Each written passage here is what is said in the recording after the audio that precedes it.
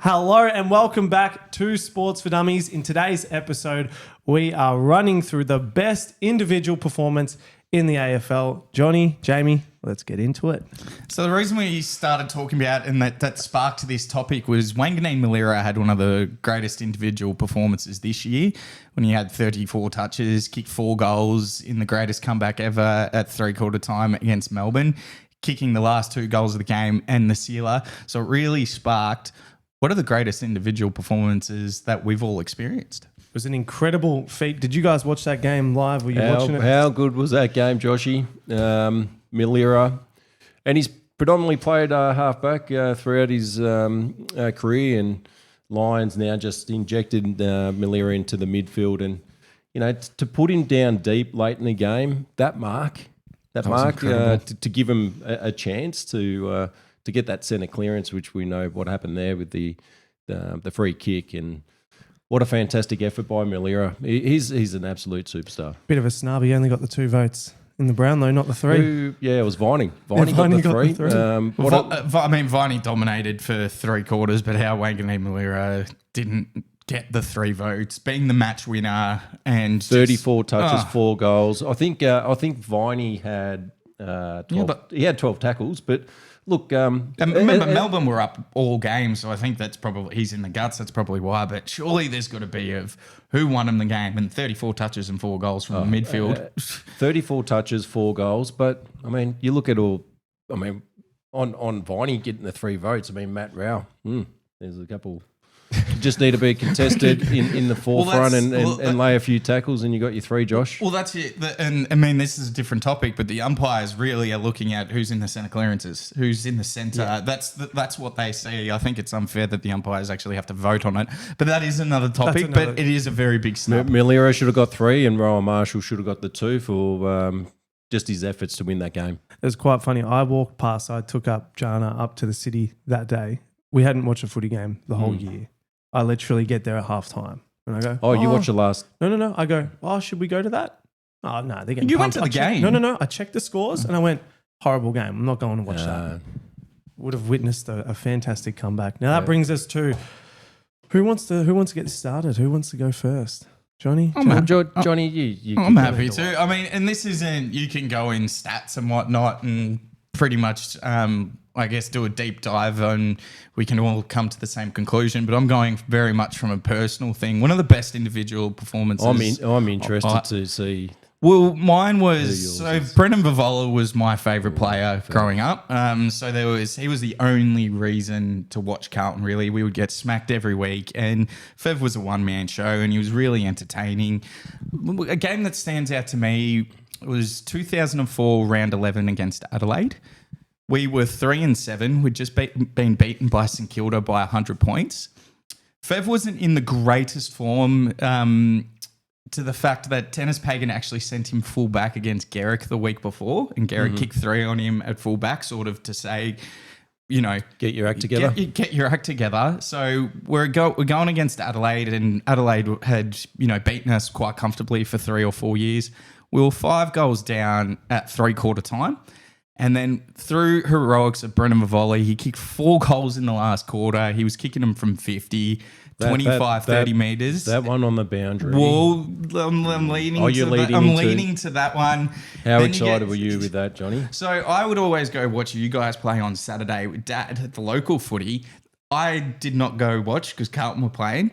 So Mum was just hearing me scream for about 3 months. I was about 10 years old. So for most of that, for 3 quarters, I was just complaining because we were down by 5 goals. Fev puts on a master class performances. He was getting good delivery from Camperelli and Nick Stevens, but Kate Simpson gathers the ball, gives it to Scotland. Fev marks it 1 grabber. It was actually paid touched out of bounds, but it was a 1 grabber. So everyone was like, it's either on the full or it's a mark. Yeah. And it's the first time I've seen an overturn like that, especially in the early 2000s, where it was pretty much whatever the umpire said it happened. Gives it to Fev. They overrule it. Fev is on the boundary line, 50 metres out. All Adelaide supporters screaming on him.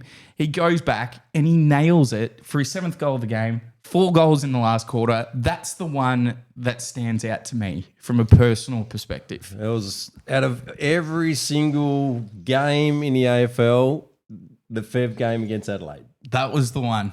Oh, there's many. I love Fev. I played with him down at Stingrays, and geez, I think he was like a pick 35. He was a masterclass down at Stingrays. Did you play with him? Yeah, I didn't know that. Yeah, so the year before, Trent Crode, Trav Johnson went at number 1, Trent Crode went at 3.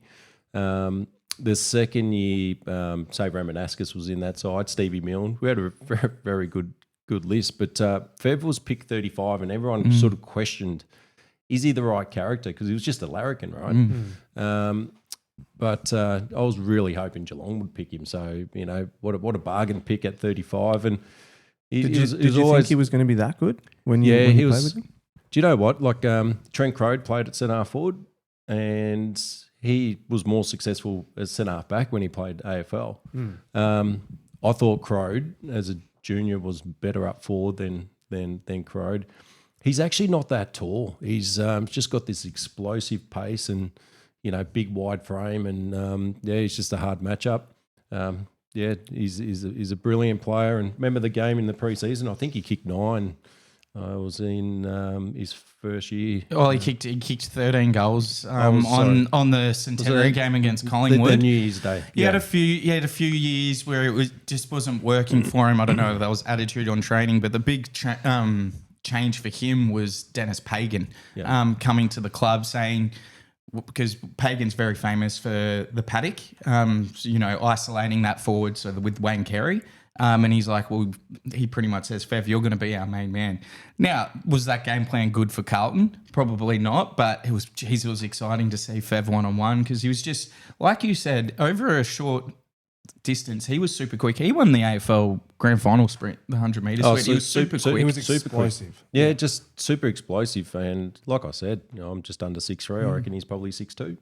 So you were taller than him. Yeah, you'd naturally. Were you quicker than him? Definitely not quicker. No. He's one of a kind, and just an awesome guy. Pretty much what you get from Fev. That's who he is. Quite the larrikin, but get what you give. Yeah. Stevie Milne's the other. He's a ripper. It's a good side. Jamie, who was your best performance of all time? I think the greatest ever player to ever play this game, and I'm not saying this because I'm a Geelong supporter, but Gary Ablett Senior he's the best player that's ever played AFL. I mean, people can mention Lee Matthews, Wayne Carey, etc. But Gary Ablett Jr. Well, Gary Ablett. Do you know what? Gary Ablett Jr.'s got nothing on Senior. I think Senior tells him that too. He does, yeah. And Senior is the best player. So you got a lot of games to pick from there. Which one that stands out now, to Johnny, you? which one do you think I'm going to pick? So I was thinking, for me, I mean, I was too little to be watching these, and some I wasn't alive. The one that stands out to me was the 14-goal 7 in a losing side in 93, the shootout with Salmon. And I mean, 93, he had it. I think he kicked 10 goals 4 or 5 times in a loss. Am I on the right track there, or what are you? All right. So you're right. In 93, Essendon versus Geelong at MCG. Salmon kicked 10 that day. Now, Gary Ablett had 25 disposals as a full forward. 25 disposals. He kicked 14-7. Do you know how many handballs he had in that game, Josh? How many? Not one. 25 kicks, 0 handballs. I could only think he was definitely not given anything away that game. But you look at the context of that game, the Baby Bombers ended up winning the flag. And Geelong missed the 6. It was back then. It was the top 6. And I remember we needed to win against Adelaide to get in. How does... And unfortunately we didn't. However... Sorry, Josh, you go. I was going to say, how does Senior, would he be as dominant? Because I never got to watch him, but would he be as dominant as he was back then as if he brought him in now? Well, the different game, wouldn't it? No, the scary thing about Senior, he started on the wing. So when he was recruited by Hawthorn, he and then moved to Geelong, he was on the wing with Michael Turner, and Greg Williams was playing at Geelong in the guts. That was in 85. So then he moved to the half-forward role, and it was Malcolm Blight that decided to play him full forward. So Because Malcolm Blight had a similar career at North. So Gary Ablett wasn't tall in nature. I mean, similar, a little bit like Fev, not that traditional tall key, powerful forward. And Fev could have certainly played up the ground as well. But Gary Ablett was started as a bit like that mid hybrid role. He would absolutely dominate. So then he's gone and turned himself into one of the best full forwards in the game. How tall was he? Look, I don't know his exact. I think he was 185. He was like just over 6'1", 6'1 and a half. Greg Williams, who's arguably the best centre player ever, and there's arguments for that, has literally said Gary Ablett Senior was the best midfielder he saw. Yeah, like the guy could kick 50, like Akamana style left foot from outside 50 with a Dangerfield build. Had this explosive power. So, like, there is not the only closest player that can actually do what he did was Lee Matthews, who played mid small forward. Gary Ablett could play mid, wing, half forward, and play as a key position full forward. Now, Josh, that's a great game by Gaz, kicking 14 goals, 25 kicks. On that game, though, he had 3 opponents. Fletcher, Kickett, and James Hurd. A young baby James Hurd. And he slaughtered him. And I think he kicked 5. So my concern is, so I know we're getting to my greatest player. I haven't finished. I feel like there's a common theme about Essendon getting... So it's hard to go past that game, but in the genuine context, grand final 89. Yep. Greatest grand final they call ever. That was an absolute brutal game. Why was it the greatest of all? It was like 140 to 130. This is when Yates came in off. So they thought Berridon was going to come in, and Paul Couch won the Brownlow medal that year. So they expected Dermy, who was a thug, to come in off the line from centre half forward and knock out Crouch. Take him out. So Yates started on the wing and beelined Berridon, and massive hip and shoulder. It actually broke his ribs. But that game, Hawthorn got out, and it looked like it was going to be, an easy Hawthorn victory. But Geelong just gradually pulled them back. Gary Ablett led the charge and kicked 9 goals. 9 goals, 1. And unfortunately, it was if the game was extended another couple minutes, Geelong probably would have won that game. But Hawthorn, their start was too good. But Gary Ablett, in terms of a losing grand final, kicking 9 goals, that's an absolutely huge feat, and won the Norm Smith. So not many players can do that. So he won the Norm Smith in a losing side. Yep. That's incredible. That to me is the number 1 individual best performance. Go look at the highlights, guys, of that game, because it is one of the greatest performances from a highlight spectacle. He was taking one-handers, grabbing the ball out of the ruck, kicking goals. Turn when he had it on half forward, how he outbodied his player, grabs it on the left. Absolutely sensational. But then, he's taken out Dipper. Dipper, I think Dipper had a punctured lung and played the second half, but Gary Ablett, so Dipper's come back in the flight of the ball and Ablett just smashed into him. Hawthorn players I've seen the highlight. I have seen that. Hawthorn players have said if it was a draw, there's no chance they could have won the next week because of how many players there were injured. Well, Berridon, they had about 3 or 4. Grand final 89.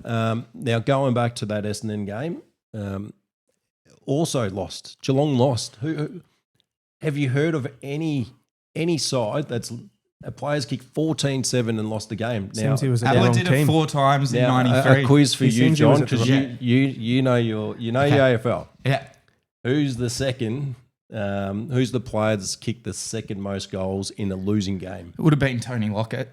Yes, for sure. He would have had many moments especially when he was at St Kilda. Yeah, they were just getting smacked, and he'd kick 10 or 11. 100%. So the next highest was Tony Lockett back in '87 against Melbourne, and he kicked 12. Yeah, Joshy.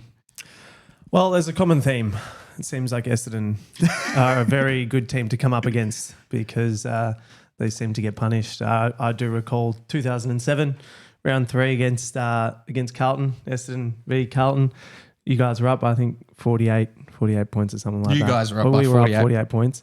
And Fev came out in 2 quarters and kicked 8 goals on us and absolutely slaughtered us. And I have very not fond memories from it. I honestly remember crying. That was a moment I was about 11 years old. At halftime. Oh, it was just... They were up by 8 we goals were at up. halftime. Yeah. And he came out and just dominated. Oh, sorry. Yeah, now I'm with you. So they were 8 goals up in the second, 5 minutes before the second. Fev kicks 2 late ones. Yeah. And my mate Jordan calls me up with my other mate Pat, who's a Carlton supporter. Jordan's Essendon, just pretty much saying, just giving it to me on the phone. And that masterclass of Fev in the second half, very much like Ablett against Essendon. Fev was playing on Mel Michael, Fletcher, and they kept having to rotate him to the point that they were both playing on him and he was outmarking both of them.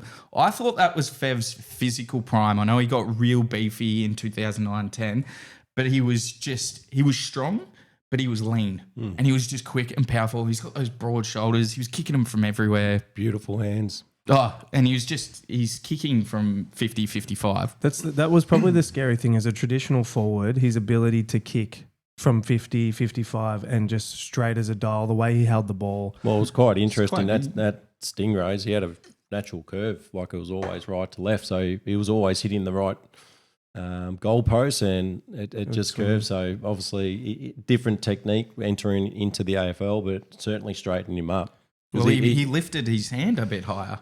Yeah, look, I'm not without knowing the exact dynamics, but certainly changed the way he kicked. If you look at some of his kicking in his first year, it's very different. If you go look at that game where he kicked 13 against Collingwood, how he was kicking, Pagan days totally different. Yeah. Is there a bit of a wild card? Like we've seen some phenomenal performances like Lance Franklin, kicking bags. Is there, you said Brendan Favola. I've said Brendan Favola against Essendon. I don't have anyone from Essendon that I've watched. Like I think Hurdy had an outstanding, a few performances there. That last quarter, Hurdy's last quarter in 2004 against West Coast that was just a fantastic game. But he had 19 touches on the back of, he was one of the first players to cop a fine from the AFL for having a crack at the umpires. Copped a $20,000 fine. That's when he went into the crowd, kicked that winning. Yep. And that's what it was. For me, and the one that stands out, and he's had better games, but I think Chris Judd in 2003, his breakout performance. His breakout game. Where he kicked 5 goals in the first half against the Gabba, yeah. And he just destroyed that midfield.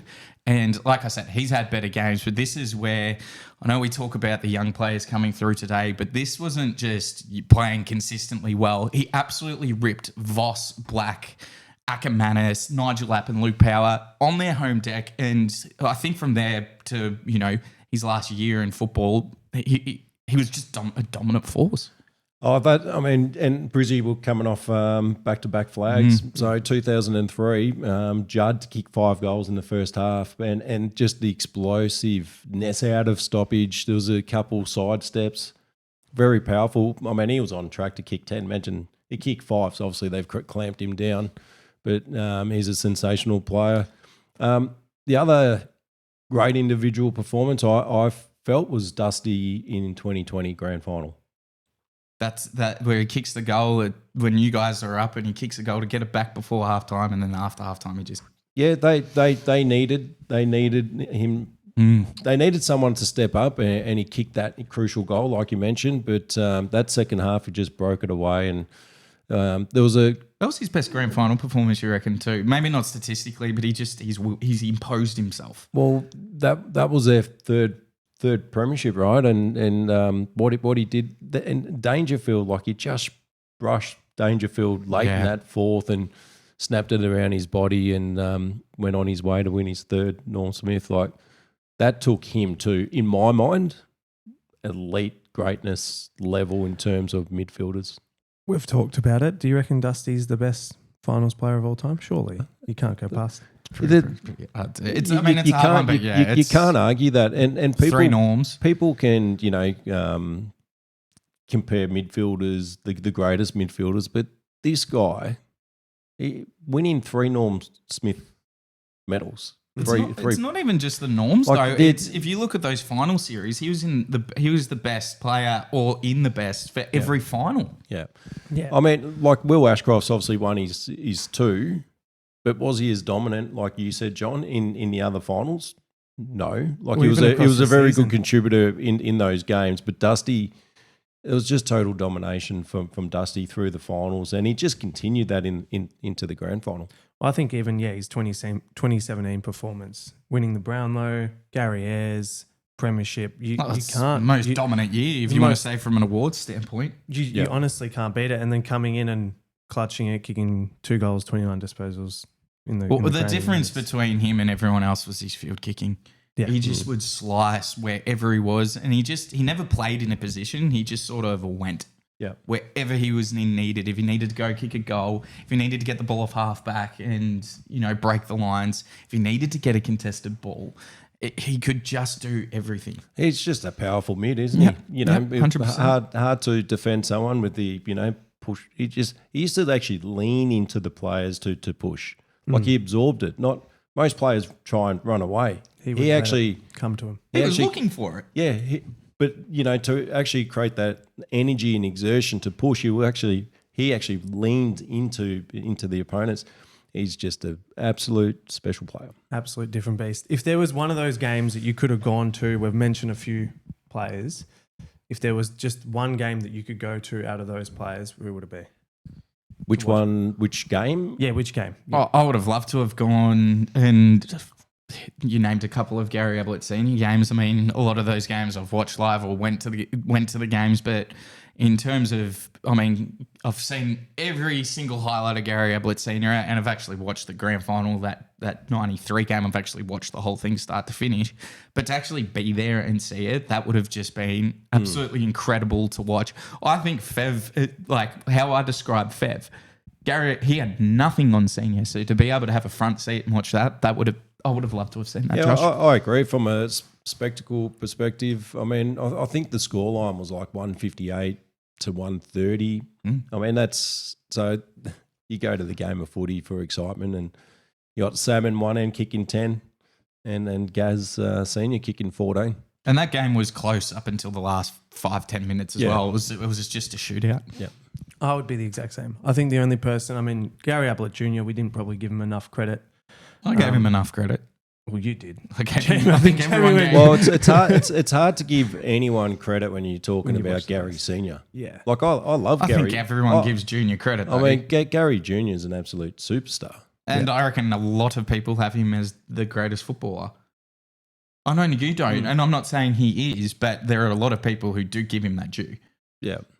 Well, I remember. They probably didn't see the old man play. No, and That's that, correct. and that could I'm, be it. I'm the exact same. I would say Gary Ablett Jr., but that's the game that I'd love to see senior. You see some of his marks, his ability to get up, his ability to run, kick goals. Like, you don't see that anymore. And it's interesting. I mean, you sort of favour the type of players that you grew up watching. Correct. So, there was a period there where a lot of people, Wayne Carey, because it's, Wayne Carey through the mid to late 90s dominated, whereas Gary sort of finished mid 90s. His domination was late 80s, early 90s. So if you grew up, as a teenager watching Wayne Carey, he's the best player. Yeah, and you got to remember in our era, like when Gary Ablett, it was Gary Ablett Jr. and Judd. The game, the full forward era was... Who would you have? Gary Ablett... Take your Carlton jumper off. Gary Ablett...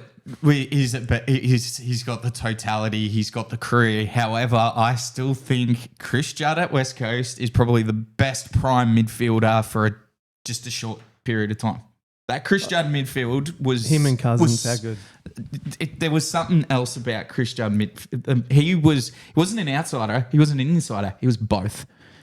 Before he did his OP, and he was brilliant at Carlton, but he was like at 60%. Longevity. Ablett wins. Okay. Ablett wins. Yeah.